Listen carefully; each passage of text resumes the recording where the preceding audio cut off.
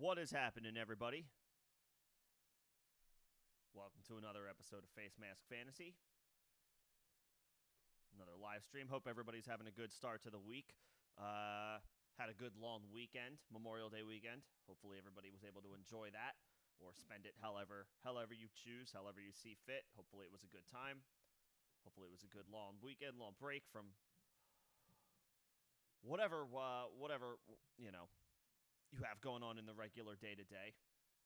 And we're close to yet another weekend, and we've officially started another month. Happy June, and that means that I think we are officially 99 days, less than 100 days from the start of football season. So, I don't know how long your guys' countdown timer is, but for me, that seems like a fitting one for us that eat, sleep, and breathe this stuff.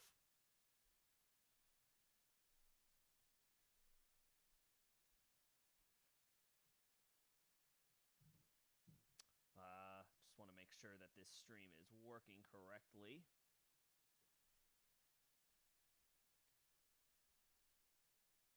Jeez, I hope. Oh boy. Let me make sure that this is working before I keep this moving.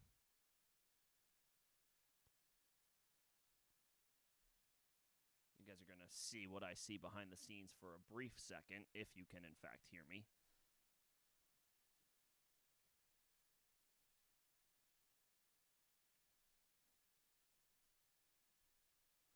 Come on.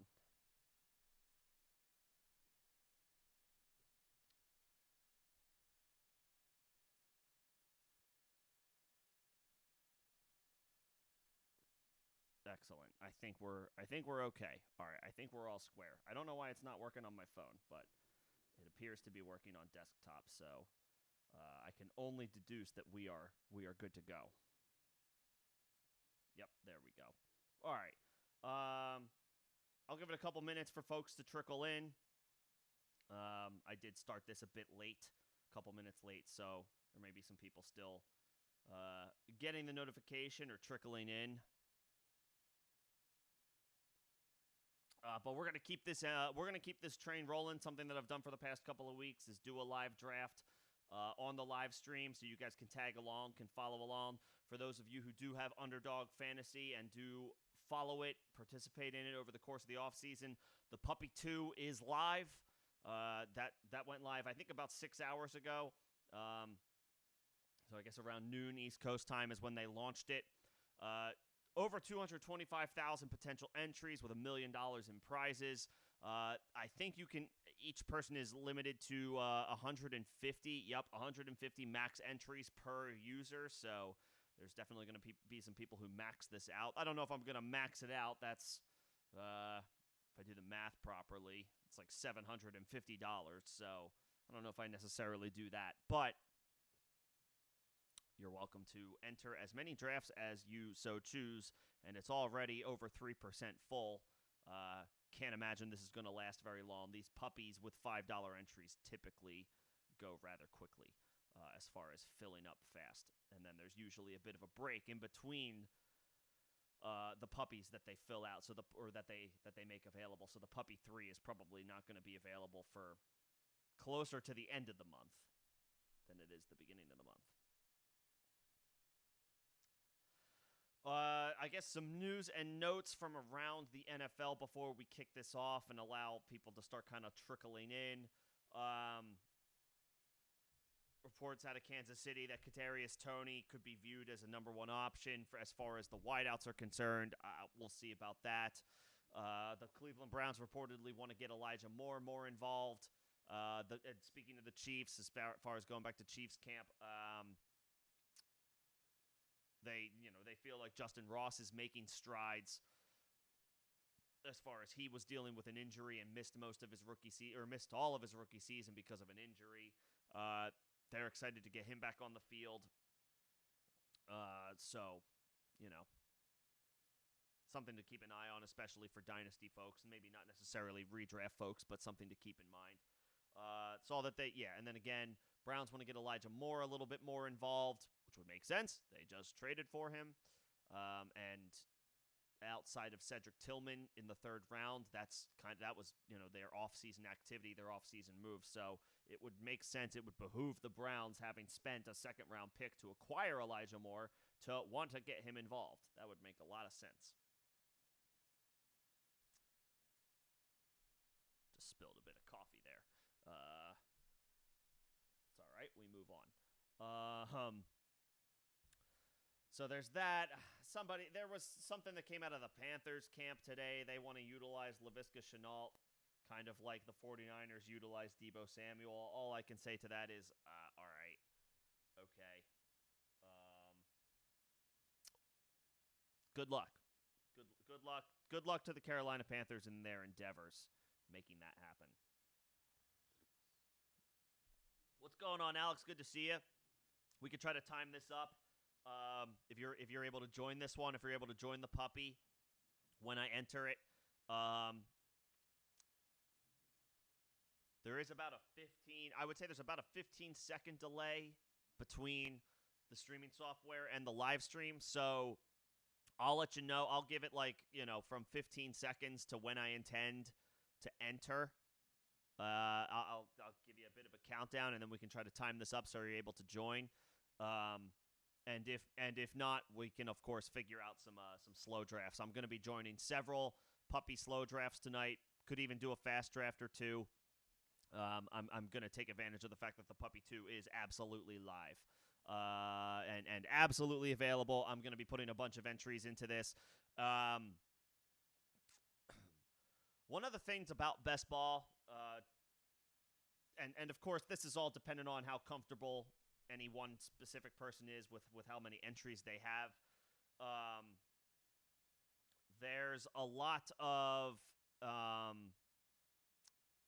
people who bank on volume with these tournaments, and they do max out their entries for the purpose of just more more shots at the pie and an opportunity to diversify builds. Right? No two teams are ever going to be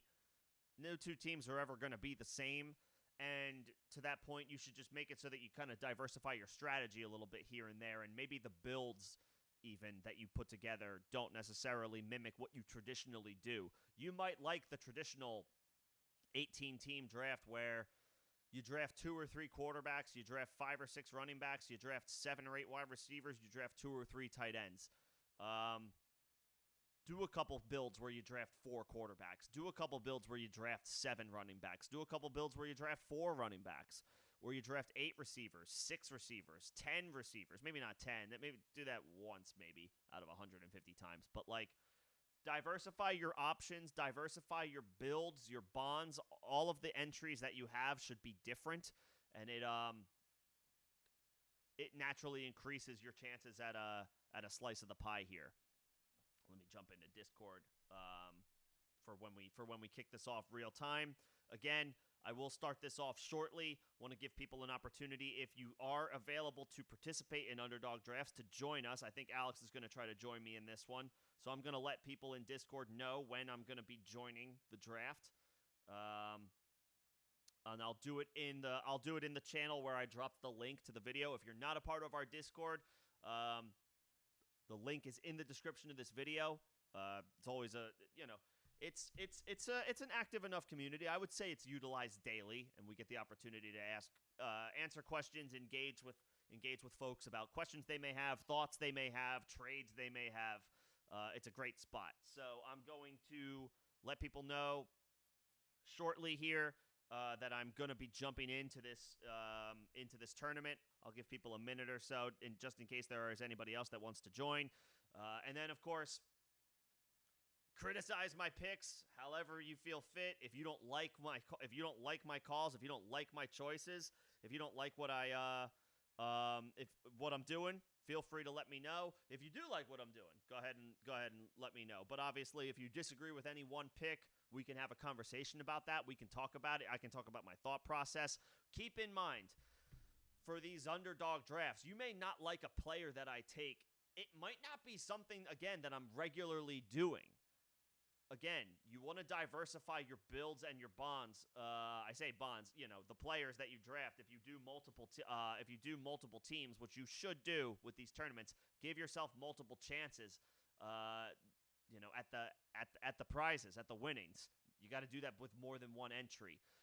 It might just be something where it's just like, I don't have that guy anywhere. I don't have shares of that guy anywhere. And in best ball, when you do multiple drafts, you can afford, if you want, if you feel open-minded enough, to take guys that you don't even like that much. But it's just for the sake of, everybody is wrong at some point eventually about players that they like and dislike. Guys that you love coming into this year are not going to perform to expectation. Guys that you dislike this year are going to do well, at least on a few weeks, right? So be open-minded. That's the best advice I think I can give, not just to people in general, but myself. Be open-minded in these drafts as they shake out. Be willing to take a guy that you're not interested in here and there. You may surprise yourself. So with that, I'm going to kick this thing off. I'm going to jump in the Discord. I'm going to click the button as soon as I say that I'm joining now, which is happening at this very moment. Let me all right. Joining this now. Let's get this thing going.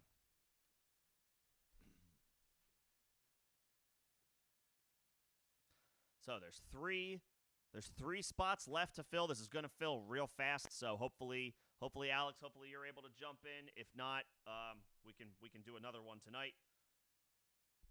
That's not a problem. There's only one spot left. These are going to fill real fast, and just like that, we're off and running.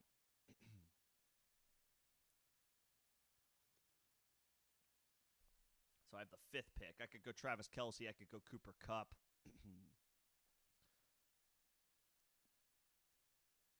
Alex, I'm not sure if you got in here. I'm familiar with your username, but I don't see the one that I am familiar with. So hopefully you were able to jump in. And again, those who are coming in and hanging out, welcome, welcome. Appreciate you guys hanging out.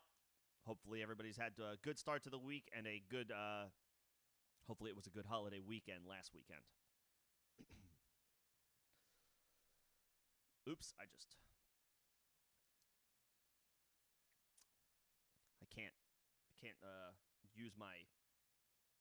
can't use the trackpad to move too quickly. I'll swipe myself out of this room. So at the 105 again, looking at Cooper Kupp, looking at Travis Kelce. That's 14 picks later is when I pick in the second round. So 1, 2, 3, 4, 5, 6, 7, 8, 9, 10, 11, 12, 13, 14. I'll have my pick of the litter at the quarterback spot. Travis Kelce goes 102, so that pushes somebody down the board for me. Probably not Jamar Chase. Probably not Christian McCaffrey. But essentially, I could take any of Tyreek Hill. I could take any of Cooper Kupp. I could take any of I could take Bijan. I've taken Bijan at as high as the 104. You can take Bijan at the 105. This person's taking Cooper Kupp. Wow. So I'm gonna have either Jamar Chase or Christian McCaffrey. He takes Jamar Chase. I don't love taking McCaffrey at the 103, but now that he's fallen a couple of spots and I can get the projected RB1 5th overall, I don't love it because I don't love the drop-off of wide receivers, or at least that's what it feels like in the second round, but this feels like, I know it's hot, it's the top half of the first round. There's not really like value, so to speak, but getting Christian McCaffrey at the 105 kind of feels like that.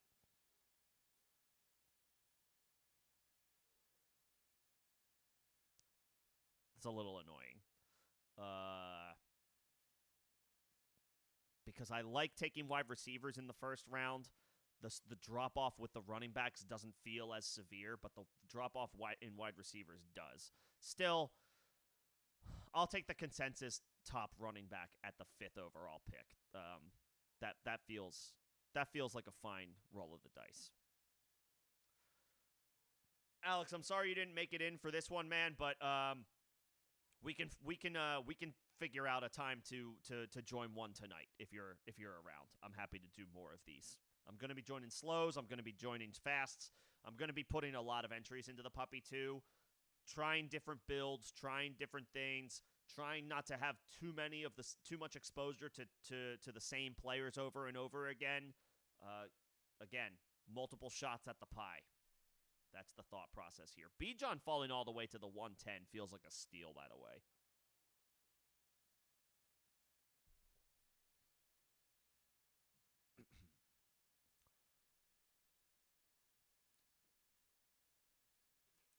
Not too many surprises here. Again, Kelsey going at the 102. I don't even consider that a surprise. It's not. I mean, you are talking about one of if you had to list on one hand cheat codes in the NFL for fantasy football, Travis Kelsey is one of the five. Taking him second overall is not outrageous. Taylor falling to 15. I like that. If I have a late first round pick and I can get like AJ Brown, Stephon Diggs, CeeDee Lamb, and get Taylor in the second round, I'm just gonna kick my legs up on the table and have a smoke. That's just gonna feel like a colossal win. So these wide receivers are going real early. Olave goes at 17. Waddle goes at 16. I mean, I guess I'm not going to have a choice. I have to take either, I can't imagine Saquon falls to me here. I'm not crazy about taking a quarterback this high. There goes Saquon. Man, this is an interesting decision. If this guy, if he gives me Chubb, who did this guy take? He took Diggs. He could theoretically take Allen and complete the stack, which I wouldn't hate if he did that. And then that would leave me Chubb. If he doesn't, I could go Pollard. I could go Devontae Smith. I could go T. Higgins. The more and more I think about it with Tony Pollard, I'm getting more and more bullish on him. The Cowboys have not. I mean, they added Deuce Vaughn at the end of the draft. I mean, the guy was a monster last year, and and Zeke is gone. This is an offense that feels like it's going to bounce back and have a really strong year this year. I want more Pollard shares. I'm going to go running back, a little tried and true. My guy Devontae Smith was there. T. Higgins is a regular wide receiver one. I'm going to go ahead and go running back, and hope that what I can either do in the third round is either take a guy like Josh Allen or ideally land one of either Devontae Smith, T. Higgins, or DK Metcalf. What that means here is these guys grab some running backs. That's what I'm going to need to have happen. Because Tony Pollard was not coming back to me at the top of the third round. He goes Mahomes. That's fine. Breaks up a stack. The guy at the 211 can't stack Kelsey and Mahomes. That's fine. There goes Josh Allen. Wishful thinking to probably expect any of these quarterbacks to last until the third round. I've seen it happen, but it doesn't happen a lot. So I'm gonna be looking for the second tier. This guy might be creating the Raven stack. Yup. If you want the Lamar Jackson, Mark Andrews stack, that's exactly where you have to do it. The 2-3 turn. You can't build it anywhere else. So I'm 3 picks away, which means I have to imagine at least one of these dudes takes one of the available running backs, which leaves me with one of these wide receivers. That's what there goes Higgins. Come on, guys. Somebody take Derrick Henry. Somebody take Josh Jacobs. Somebody take Ramondre. Please. Come on.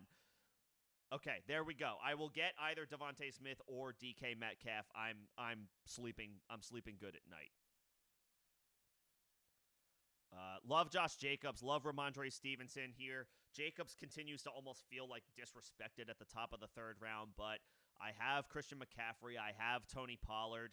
He takes Devontae Smith. I'm going to take a guy who I think regularly has wide receiver one upside, wide receiver one potential. DK Metcalf, big-time playmaker. You've seen the production from the past couple of years.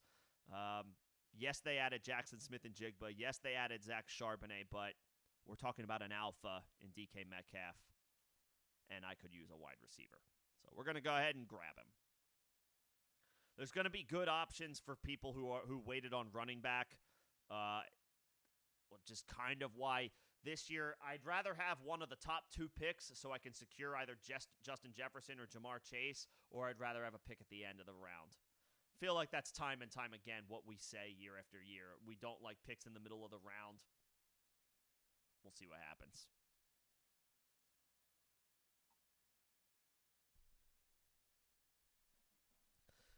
I mean, the thing about Pollard is he can be a huge asset in the passing game. He's kind of he's not a pure running back. He's just a weapon.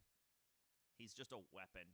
He can catch the ball at a high level, at an elite level, and Ezekiel Elliott is gone. I mean, just feels like there's a lot of work lined up for Tony Pollard this year. Now we start to see the run on running backs. Josh Jacobs at the 307 is a great value. I'll say ditto for Ramondre Stevenson. Now, of course, Stevenson, the Patriots could still bring in like a Leonard Fournette. I don't think that's out of the realm of possibility. I don't think that's going to be the case for the Raiders. The Patriots let Damian Harris walk. Who'd they bring in? Oh, they didn't bring anybody. They brought in James Robinson, and Ty Montgomery is currently listed second on the depth chart for the Patriots running backs. He's 30 years old, coming off a season-ending injury that he suffered in Week 1 last year. It's like, all right, we'll see. So I'm 6 picks away here. I will probably go back to wide receiver. I love Burrow, and I am not afraid to take a quarterback high in best ball when you don't have to worry about matchups and streaming and anything like that. Just get a high-end signal caller and, set and forget it. But I'm only at one wide receiver. I don't want to miss out on too many names before the run begins, because there's good running back value later in the draft, more so, I think, than there is wide receiver value. The one thing, Alex, about Pollard would be, how much volume does Brandon Cooks take away? But then also Dalton Schultz is gone too. There's a lot of work available. Ezekiel Elliott and Dalton Schultz being gone, both Zeke obvious, Schultz not so obvious, have correlation to the production that Pollard has potentially waiting up his sleeve this year. I'm not crazy about it, but don't let me get Najee Harris all the way down here. I don't know if I really want a third running back at this point, but don't let me get him. You're gonna let me get him. You guys. Now I gotta take Najee Harris. All right, I will have the best backfield in this draft, I suppose. I know Jaylen Warren had a nice season last year, but Najee is coming into this offseason healthy. He wasn't last year, and Mike Tomlin, Pittsburgh perennially loves bell cow backs. They're gonna give Najee work. At pick 44, I do feel like that's a great pick. Getting Najee almost in the back half of the 4th round feels like a steal. I'm gonna have to go out of my way now to grab a wide receiver as long as one that makes sense here is available to me. I'm hoping that my run on running backs forces others to consider taking running backs sooner than maybe they would have, as a kind of a counterbalance to all the wide receivers that just got soaked up.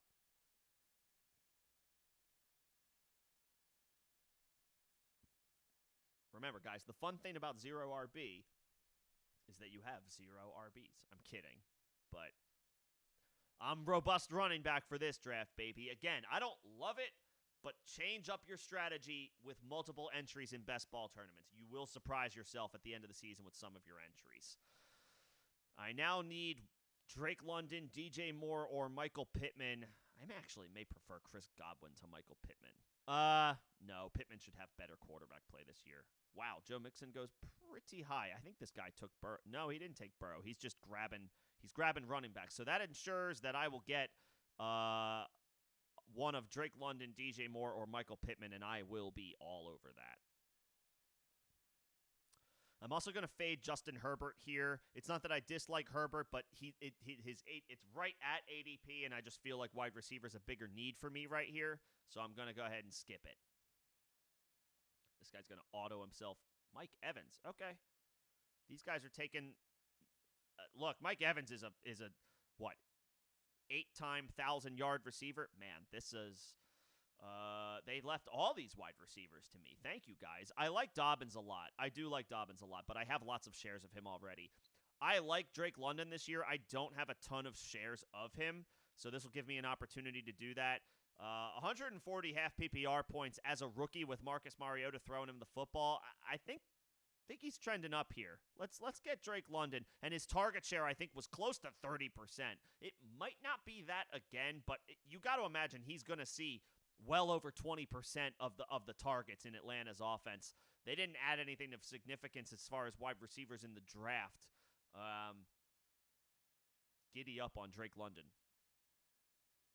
I'm happy to see now it's starting to break the way that I was that I feel good about. I grabbed Najee at a time where I was like, I don't really want a third running back here, but he's a value at this point.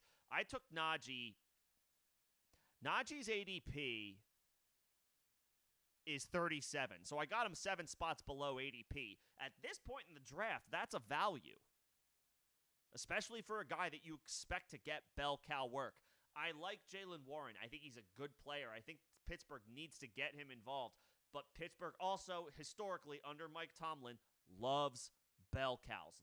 They are one of the teams. There's not too many teams left. Pittsburgh is one of them where they love to give the top guy a lot of work. Najee in the 4th round feels like you got to hammer that every time.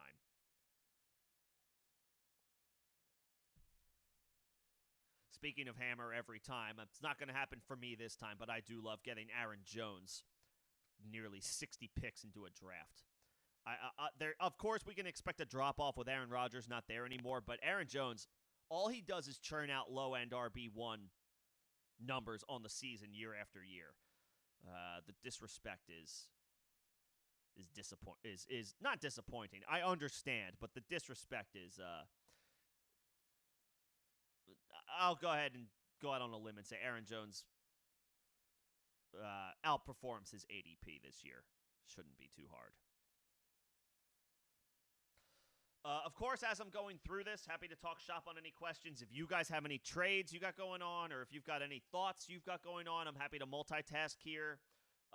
If you guys want any analysis on anything on this specific draft as it's unfolding and as it pertains to anything you guys are doing as far as upcoming drafts, happy to talk shop there.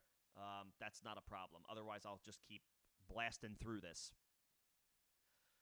I haven't had a lot of chances to draft Jordan Addison, but I'm definitely warming up to him for this season, at least for redraft. I think he's going to have a really good season. Opposite Justin Jefferson, he's at this point in their careers, in their respective careers, he's an upgrade over Adam Thielen. TJ Hawkinson is still there. There's going to be a lot of opportunities for Addison one-on-one. And Kirk Cousins is a good enough quarterback.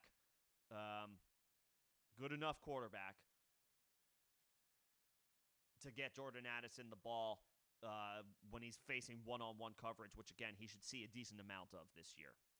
Now I'm 4 picks away. I don't have too many shares of Kyle Pitts. I wouldn't mind mixing that up. I have DK Metcalf, so I don't think I'm going to go out of my way here to grab Tyler Lockett. But I will say, if Brandon Ayuk is available, I might have to pull the trigger on that. For me, it's either Ayuk or Pitts.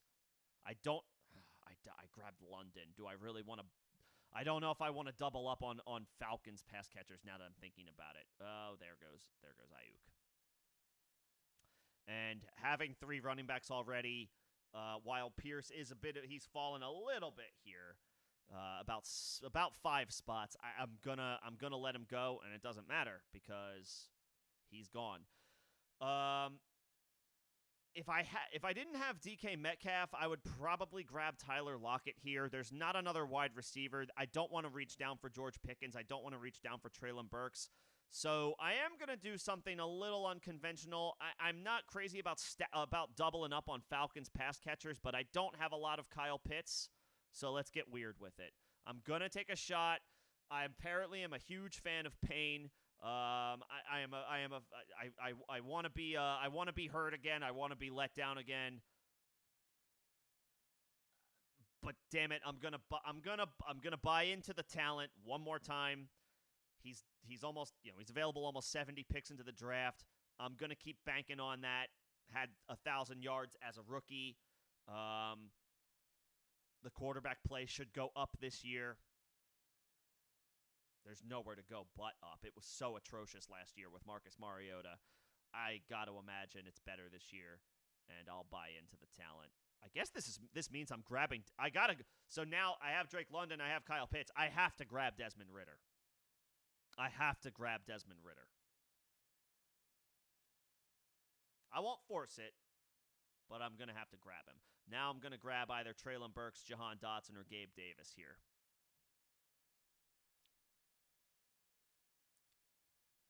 I prefer Burks and Dotson over Davis, but I think the market has properly corrected itself on Davis this year, and I'm much more willing to take him. He's 30 picks, 40 picks cheaper than he was last year. There he goes. Goodbye. That might have been the guy that took Josh Allen. It has to be.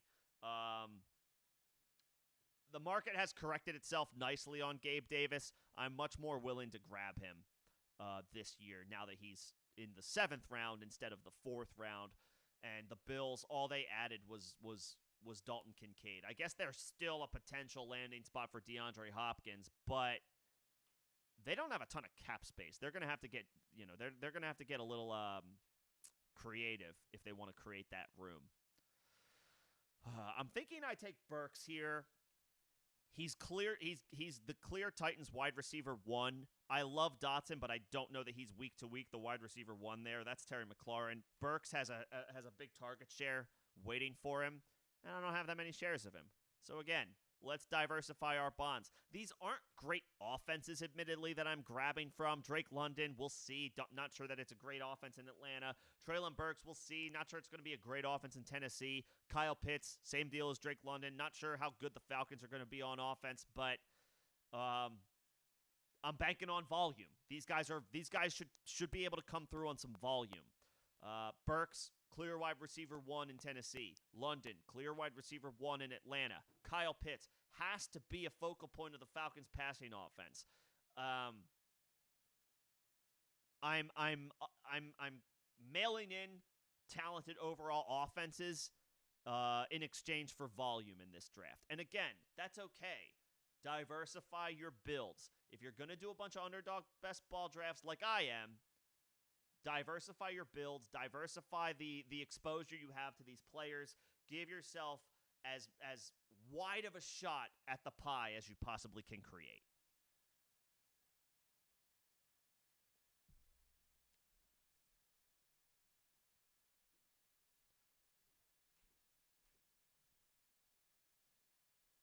Alex, I see your questions. I'm 10 picks away. I hope I can get Rashad Bateman, but I am I guess I won't hold my breath. His value, his stock is up. Rookie draft is on Saturday. You got a lot of first round. You have 3 firsts, 2 seconds, 2 thirds.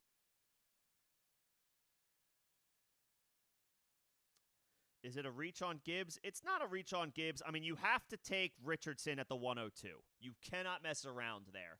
Take Richardson at the 102, and then I have to imagine Stroud or Young goes to the 103, and then you can take Gibbs at the 104. It's not a reach as long as you have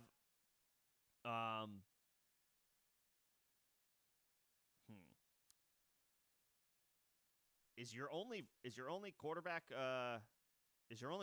Jimmy G? Is this the same are these all the same league, Alex? If Jimmy G is your only quarterback in Superflex and you're just grabbing Richardson, then I would take the one of whoever's available between Stroud and Young over Gibbs. But if these are two different leagues, then let me know. There goes Bateman. I didn't expect to get him.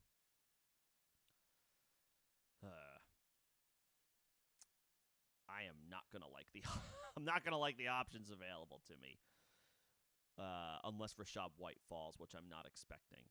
White.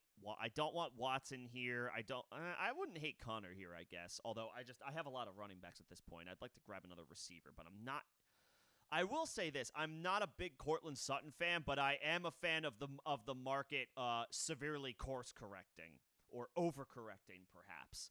I'm not a huge fan of Sutton, but with an ADP close to 100, I can get on board. That's my fallback if I don't love some of the other options available to me. And I'm kind of happy I don't have to make the choice on Michael Thomas.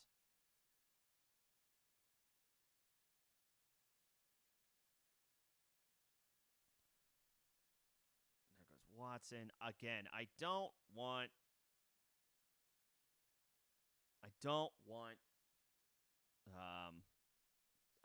Zay Flowers. I don't want Javonte Williams. I mean, I like Zay Flowers. It's a crowded group. Rashad Bateman, Mark Andrews, Odell Beckham. They drafted him in the first round, so clearly the intent is to use him. And if I don't take him, I remember this guy, the person at the turn took Lamar and Mark Andrews at the 2-3 turn. There goes Rashad White. That would have been a nice little value, but I guess that was too much to ask for. I'm not going to take Richardson here. It feels there's a lot. This ADP is, I don't know, it's really baked on potential, and I guess every person after me has taken a quarterback, so I can actually I can let that sit and see if he falls to me in the ninth round. That's a little bit more palatable. I'm going to do something a little gross here, and I'm going to take Cortland Sutton. I don't love Sutton, but I think he's better than the end of the 8th round, and he's, a little bit more proven than the rookie Flowers. I don't love Cortland Sutton, but it's a Sean Payton-led offense. I would have to imagine the Broncos are a little bit better this year. So Sutton falling this far, I'm willing to take a chance. I think he had around 130 half PPR points last year, so I'll take it. Alex, if you're tanking for Caleb, I guess I hear you. But you're adding a lot of good talent this year that might equate to a couple of wins here and there. So just keep in mind, I don't know that you're a guarantee necessarily to get Caleb Williams next year. You're going to need the 101. You're going to need the 2024 101. The 102 is not going to get it done. So just remember, as hard as it is to win the championship, it can be, maybe not to the same degree, but it could be difficult to try to gun for the first pick as well, especially if you have other people trying to get it as well.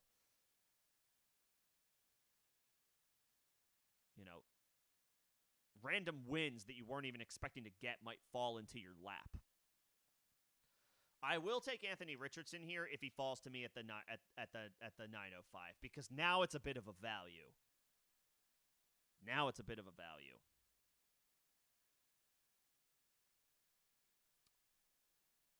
I have not created any stacks yet either. So, and he's available to me. I do like that Samaje Perine pick, by the way. I think that's a savvy pick.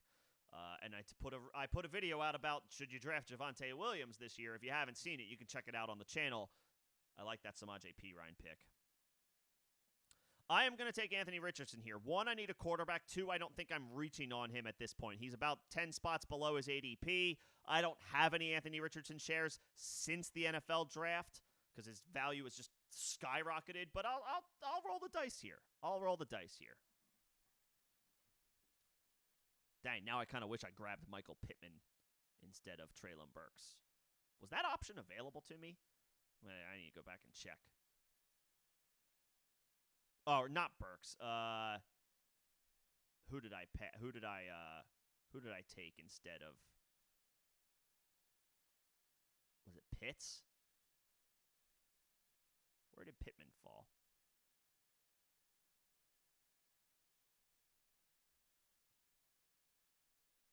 Or was it London? It must have been London. I'm getting lost in my own draft here. All right. So I have my quarterback. Well, I have a quarterback. I'm still going to make sure I grab Desmond Ridder at the end of the draft because I have both London and Pitts. So let's complete that almighty Falcon stack. And I'm about 9 picks away, so I'm in this range. I'd love to get Antonio Gibson. big on Antonio Gibson this year. Again, I'm a sucker for punishment and pain. See Kyle Pitts. But J.D. McKissick is gone. Eric Bieniemy is in as an offensive coordinator. I personally think maybe Brian Robinson is a better pure running back, but Antonio Gibson is the superior athlete in every single way as a football player, and I think as a receiver out of the backfield is way more likely to be a threat for bigger plays. I am all in on Antonio Gibson this year if I can get him. All right, Alex, I gotcha. I mean, again, to that point, you tried to tank for Bijan and didn't get the first pick. You're not a guarantee to get Caleb Williams, so I would just caution passing, and especially if you're in a rebuild, passing on one of either Stroud or Young for Jahmyr Gibbs. Gibbs should be awesome. He should be electric. He should be a big-time playmaker who has the potential to be a high-end RB2 this year based on the draft capital plus the receiving pedigree, the target share that he received in college. Every advanced metric suggests that Gibbs is going to be awesome when you combine it with the draft capital. It's just he's gonna do everything, you know. He's gonna help you not get that pick to get Anthony Richardson. Probably more so in a way than Stroud or Young will. Gibbs is going to hurt your chances for the 2024 101 more than the rookie quarterbacks this year. But the rookie quarterbacks are, generally speaking, a better long-term investment. The rookie running back is way more likely to help you get wins this year. So if you take Gibbs, that's fine. I would say that actually increases your chances that you don't get the 2024 101.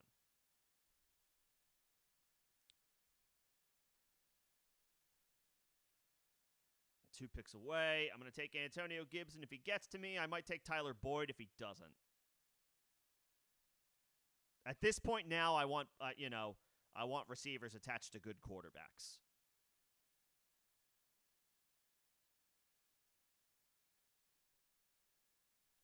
So Alan Lazard would actually be fine as well. But just as I say that, he's gone.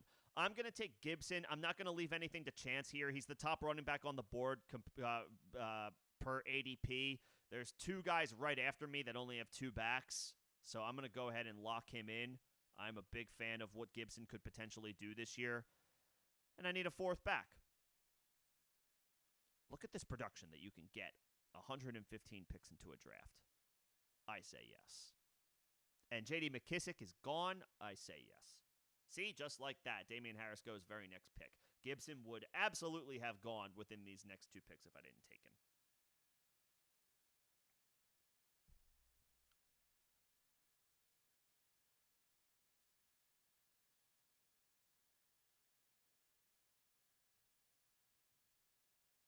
Okay. Yeah, I mean, I would say, Alex, if given the options that you have available to you, you're not going to be the worst team. If you're trying to get Caleb Williams, I would have to imagine you're going to have to sell some pretty good capital plus a potentially good young player next year if you want to move up to the 101. Which you could cross that bridge this time next year, but I think that's probably what you're looking at. It's hard to get. It's hard to win the championship. It's also hard to ensure yourself of the first overall pick.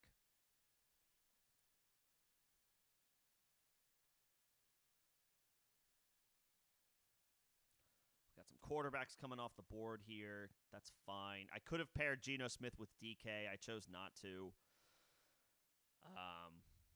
And I don't think I want a naked Aaron Rodgers. What I mean by that is I don't have any other Jets to stack him with. I want Tyler Boyd if I can get him here.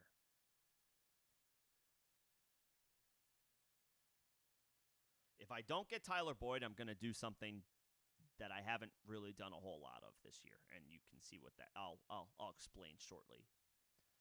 There goes Marquez Valdez-Scantling. That feels kind of high for him. Marquez Valdez-Scantling's ADP is 157.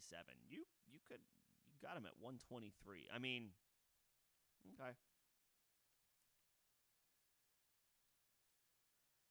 don't have Mahomes, if you had Mahomes, that'd be one thing. But you didn't have Mahomes. What are you doing? What are you doing with market? I mean, I wouldn't have done that, but I guess that's not my call.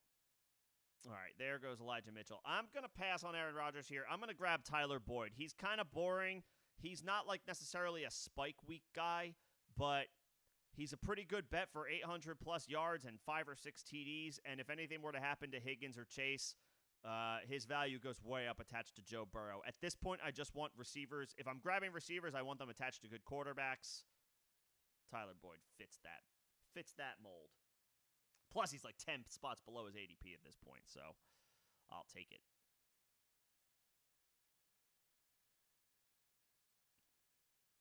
Okay, you have another pick that should be pretty good, Alex. I mean, look, if you're gunning for Caleb Williams,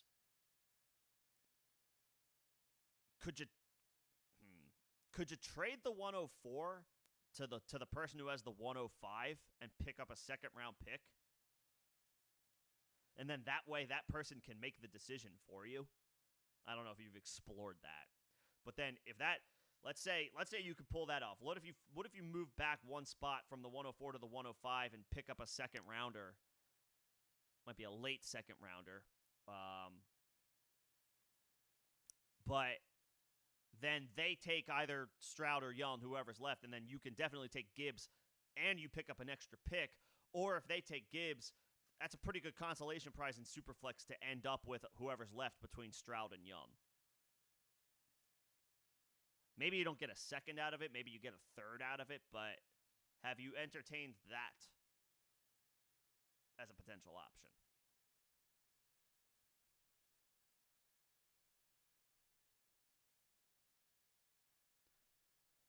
So this is where I'm drafting next. I do want to make sure I get 3 quarterbacks in this draft because Anthony Richardson is currently my QB1. I have Anthony Richardson, and I know I'm going to go out of my way to grab Desmond Ridder. I just need to decide. When I'm going to pull the trigger on my next quarterback. If I can get, I don't think I'm going to have Russ fall 8 spots, but I do have Cortland Sutton, so I could stack those guys. Russ, of course, needs to last 6 more picks in order for that to come to fruition. Yeah, Alex, I would see if you can flip 104 to 105, and a second might be a little ambitious, might be wishful thinking, because he would be making an easy decision for you, essentially. But even if you picked up like a 3rd round pick out of that, that might be a good way to swing it. Let that person make the decision for you, and then you have the guy who's left with extra draft capital. All these wide receivers are going.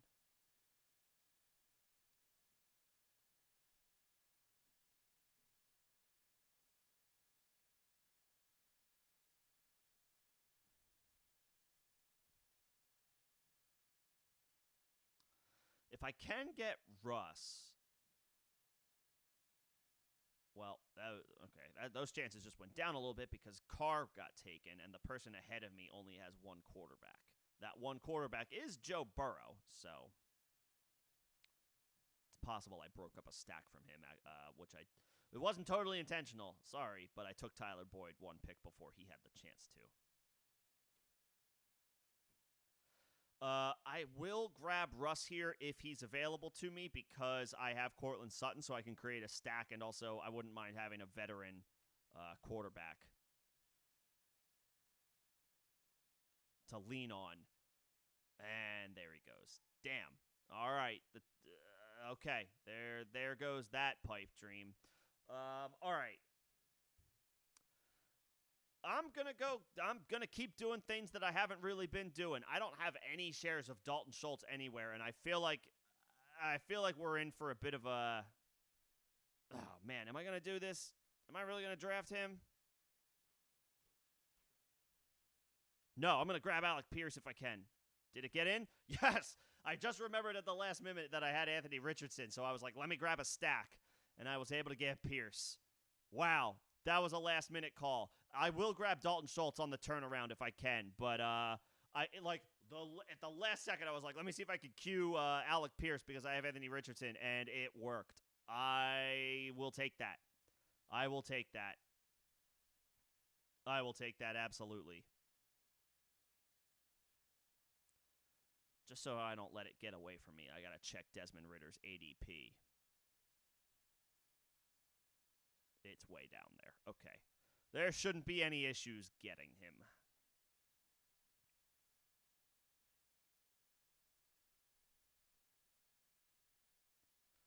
Woo! I'm very happy I got Alec Pierce there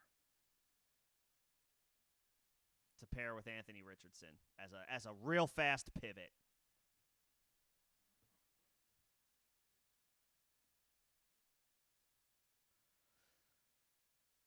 One constant that you can kind of rely on in best ball: stack, stack, and stack some more.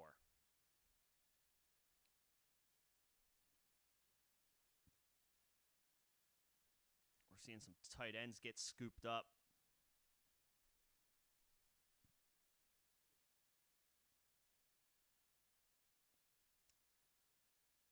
I will go back to Dalton Schultz if I can.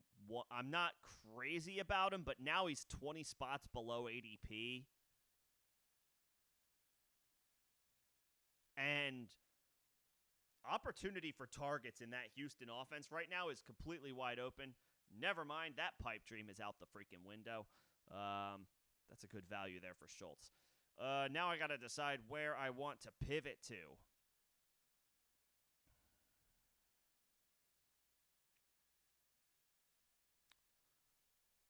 I'm gonna grab the guy that has Twitter circles buzzing, and everybody's freaking out about how much will Tank Bigsby have an impact on Travis Etienne.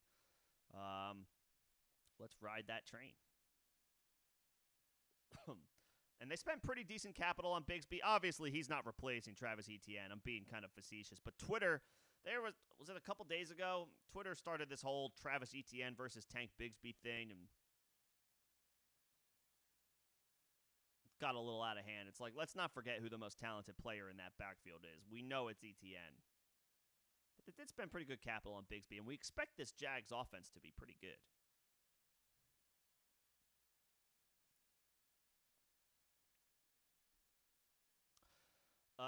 And Alex, that's a good call out. It is smart to take a look at the Week 17 matchups because obviously the idea here is that you have entries playing in championship week. I'm aware of some of them, not all of them. I need to go back and look at some of them. I know that Bengals Chiefs is obviously one of them. Eagles Giants is one of them. There's a few others that I'm blanking on right now, but that is a good idea to try to like that Week 17 correlation stack. And then the idea there, hopefully, is you get a high scoring game, and the team or the players from those teams that you have in your best ball entry pop off at the most important time of the year.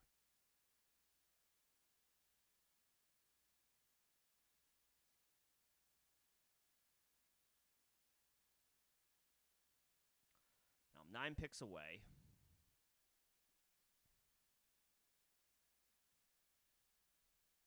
This could be a good opportunity to get a tight end 2, a reliable tight end 2 behind Kyle Pitts. Any one of these guys I would be happy with if I can get them. And then I'm taking a lot of Kenny Pickett this year as a QB2 or QB3. The Steelers' offense was, I believe, a top 10 offense in the second half of the season last year. And while I'm not, it's no secret at this point, Matt Canada is still the Steelers' offensive coordinator. There's a lot of people who feel like he's overstayed his welcome. But the offense for Pittsburgh finished strong last year. Pickett's now, sophomore season, should take another step forward. He's got that year under his belt. The team should be better. They invested in the offensive line high in the draft. There's good weapons there. Plus I personally have Najee.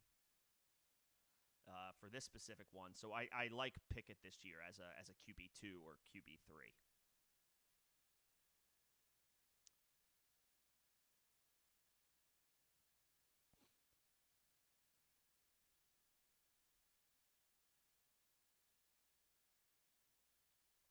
And then, of course, there's Kyler Murray, who, yes, he tore his ACL late in the season, but I believe it was a clean tear. He's not going to be Kyler Murray that you expect when coming into a season healthy, but this far down, and I just got frozen out on tight ends because I don't want Taysom Hill. They got Jawan Johnson there. They added Foster Moreau, who it sounds like he's going to play this year, which is fantastic news. I could just wait and get Dawson Knox in a couple of picks, although the guy who grabs Josh Allen might do it. I am going to roll the dice on Kyler Murray here as a QB2. He's coming into the season injured, so it might not be a good investment, but he's going to play at some point. We might have to wait until the second half of the season,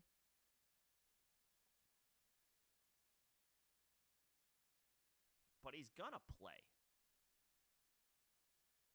And at this reduced of a cost, I'll take a chance.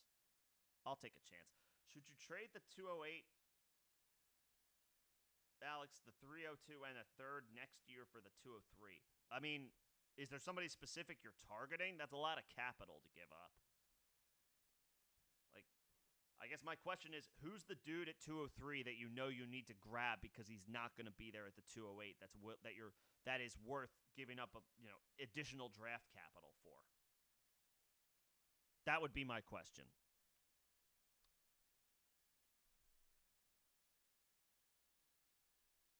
There goes Knox. I'm going to have to wait. I'm going to have to wait even more on tight end. But that's all right. I grabbed Pitts. The idea there is he's the dude. For better or worse.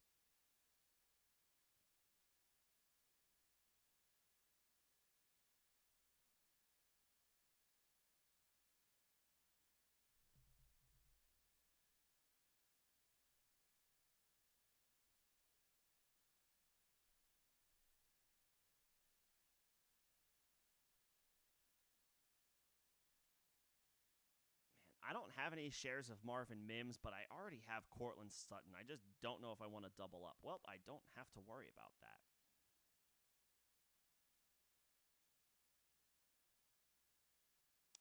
There's a guy here who I think is going too low, and I don't have a lot of shares of him. I maybe have spent a little too much capital on running backs at this point, but the Browns have not replaced Kareem Hunt because I think they have their guy that they want here in Jerome Ford. And at pick 173, I'm happy to roll those dice.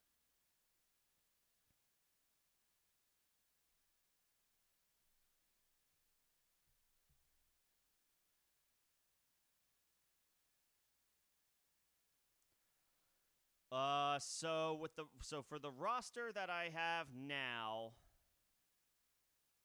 can I show the board? Where's my team? There we go. So from the 105, McCaffrey, Pollard, DK Metcalf, Najee Harris. I feel good about that backfield. Drake London took Kyle Pitts. We'll see how that goes. Treylon Burks banking on some volume. Cortland Sutton banking on depreciated value. Anthony Richardson at the 101. Definitely a big roll of the dice, but I didn't reach for him. In fact, he fell 10 spots below his ADP, so take it. Antonio Gibson, love grabbing him as an RB4. I think he's trending up. J.D. McKissick gone. Eric Bieniemy in as offensive coordinator. Giddy up. Tyler Boyd, at this point, looking for some value attached to good quarterbacks. Alec Pierce was a stack with Anthony Richardson. Grab Tank Bigsby, who I think is going to spell Travis Etienne a decent amount this year. And 150 picks into the draft. I'll take some more running back depth. And rolled the dice on Kyler Murray and Jerome Ford so far. I don't know if I'm crazy about the Kyler pick, but again, I do think he's going to play in some capacity this year. At pick 164, I'll take a chance.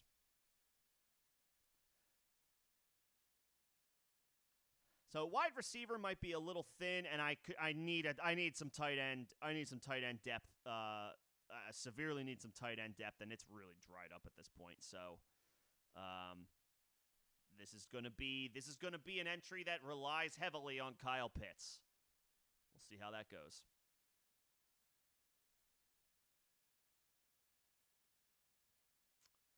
Oh, Kendre Miller.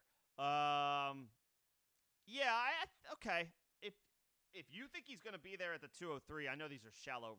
Yeah, and these are shallow rosters. So yeah, I mean, sure, trade additional capital. Right. You can't roster.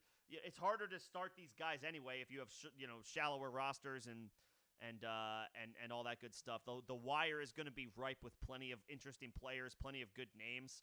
So yeah, if you think Kendrick Miller is going to be there at the 203, I think I think he should be a late first round pick, to be completely honest with you, even in Superflex. I'm fine. I'm fine with that trade, Alex. If you know now, obviously we want to know for sure that he's going to be there. But if you believe beyond, at least today, right now, that you can make that trade because without a shadow of a doubt he's going to be available at that spot, then yeah, do it.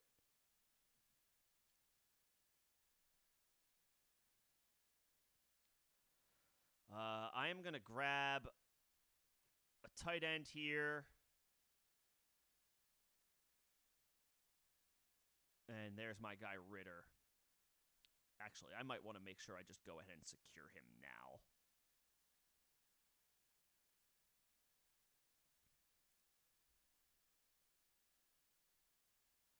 I don't think he's going to get taken, but there's no reason at this point in the draft to mess around, especially when I'm taking some big risks at quarterback with this entry. I'm taking a big risk with Ritter as well. But I have London, I have Pitts. Let's not screw around on this one.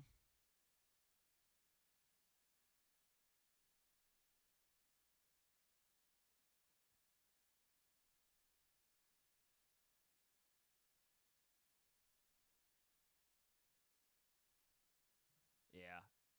Let's not screw around on this one. I'm just going to go ahead and make sure I get him. At this point in the draft, happy to go out of my way. I can create a double stack with Ritter London and Ritter Pitts. Let's just go ahead and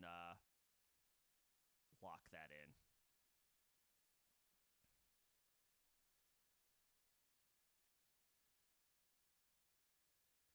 Him and Anthony Richardson have the same exact bye week. I'm going to need Kyler Murray to play week 11. Dang. All right, we'll see what happens. Hopefully these guys can give me some big leads or a big lead to advance by week 11, and then they can both take the day off.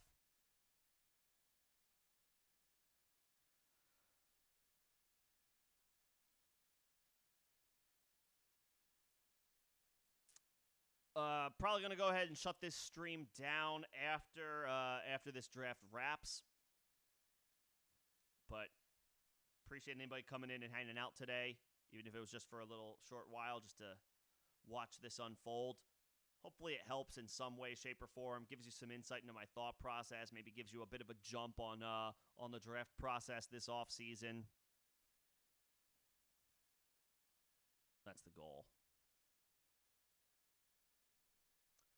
Well, I have Kyler. I could use a tight end. I guess I might as well grab Trey McBride. That's definitely my first share of Trey McBride.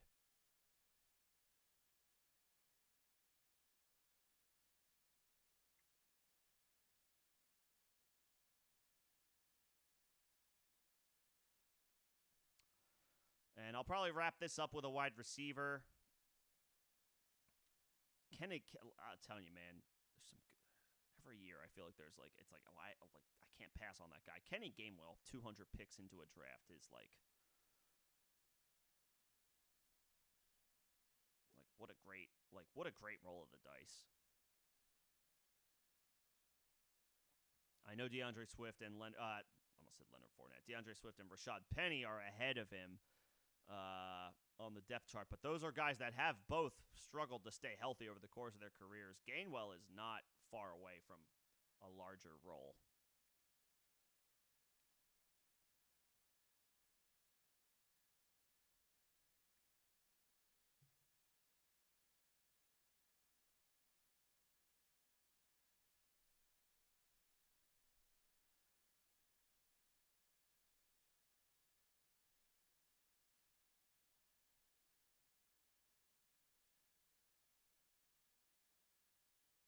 Grab one more wide receiver here, and that'll be that for this puppy entry. Quarterback is a little weak. Anthony Richardson, Kyler Murray coming off an injury, and Desmond Ridder, who is a complete unknown. Running back stable is strong. Christian McCaffrey, Tony Pollard, Najee Harris, Antonio Gibson, Tank Bigsby, and Jerome Ford. That should carry me. I mean, that's going to be the strength of this team if those guys are healthy. Wide receiver, decent, not top-heavy, relying on a lot of volume in offenses that are not necessarily going to be great. But DK Metcalf, Drake London, Treylon Burks, Cortland Sutton, Tyler Boyd, Alec Pierce. It's okay. It's not the best collection of wide receiver talent. Going to need DK to be an anchor. Going to need London to come through on volume, Burks to come through on volume, and Sutton to beat his ADP, which is pretty depreciated at this point, close to 100.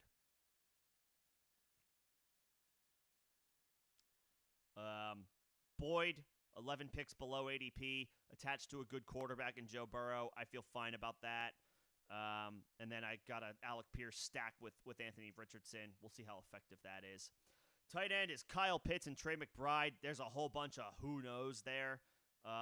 Pitts is a proven player in an offense that hasn't utilized him since or at least didn't really utilize him enough last year. We'll see if that changes this year with slightly better quarterback play, ideally anyway. And then Trey McBride, I grabbed Kyler on a whim, so let's grab his tight end when I needed some tight end help on a whim. That's pretty much all I have to say about Trey McBride. And yeah, I mean, the last thought here, obviously, and I know a lot of you guys are already aware of this, but it's a good reminder to, just in the back of your head, just be prepared to pivot from what you were originally thinking you wanted to do real time. If there's value there at a spot where you're like, I don't even want this guy, but it's a value, like Najee Harris, 6 or 7 spots below ADP when you already have 2 running backs, take him at the end of the 4th round. Load up on your backfield, make it a strength when the board presents that as an option for you. If you can make a strong thing even stronger, and that asset is 7, 10, 12 spots below ADP, sometimes let the board dictate things for you. I'm on my last pick here. I'm going to grab a random wide receiver. I'm not going to grab all these Cardinals wide receivers just because I kind of like Deontay Hardy just because he's attached to Josh Allen.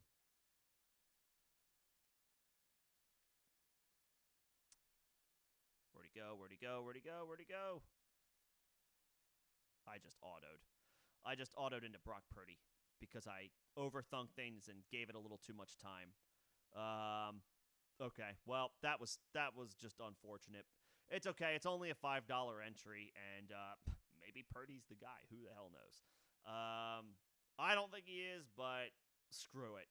I grabbed a 4th quarterback at a time where I probably wanted to grab a 7th wide receiver. Whoops. Well, that's that. All right. This draft is complete. I don't know how I feel about it, which means I'm going to probably add a couple more entries to my queue tonight and do a couple more drafts. If anybody's interested in joining a couple puppy twos with me, join our Discord. I'll let people know tonight when I'm joining them. Hop in some slow drafts. Get a couple more entries in here. I am going to call this entry the I diversified entry. I don't know how I feel about it, but I got some guys that I don't really have a ton of shares in, so I guess it's another shot at the pie. I I think that'll do it for me, though, for the rest of the day or for tonight. Again, join our Discord if you're not already in there. Link in the description of this video. We will get some slow drafts coordinated and organized in there, and we can obviously talk shop, best ball strategy, redraft strategy, whatever have you. And then if you have any drafts, rookie drafts upcoming, or whether it's tomorrow night or next week or the rest of the off season, we can talk shop there as well. That'll do it for me.